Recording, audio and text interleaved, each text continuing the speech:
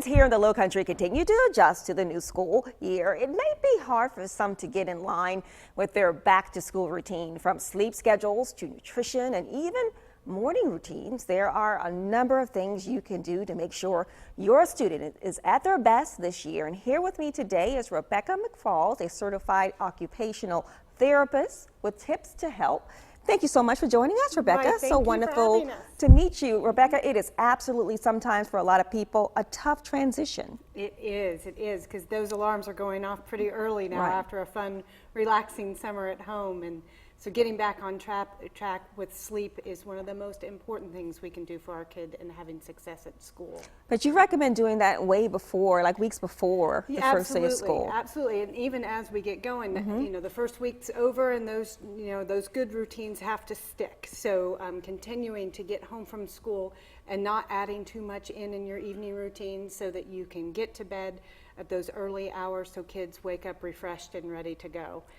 As well as parents, it's important for us to get that sleep too, so we're up and positive and happy to help guide our kids through those morning routines. What other tips do you recommend? Well, always making sure that you have the fridge full of good, healthy proteins for the morning, so that we can set them out the door without big sugary breakfasts. The teachers will appreciate it, and our students will have more to work with as they enter the school doors. The other thing that can really help with morning routine is making sure you have the clothes out ahead of time, maybe even using a visual schedule so that we're not talking too much in the morning. Sometimes the more we demand of our children to do, the more they sit back on their heels. So if we had a little visual that we could give to them to get them back on track if they're lagging behind on the morning routine, it helps them to be independent and be successful. So you recommend actually like posting a schedule maybe out on the fridge or somewhere noticeable? Exactly, or one that you can be when they help design with you, that has maybe some things off the computer that motivate them and that they can have in their room.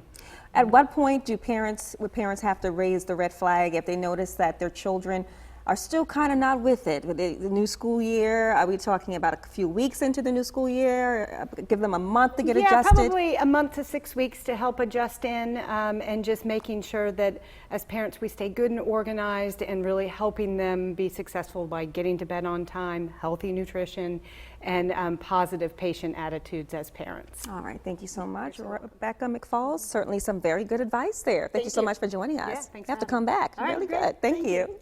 Stay with us. We're coming right back. You're watching News 2 Midday.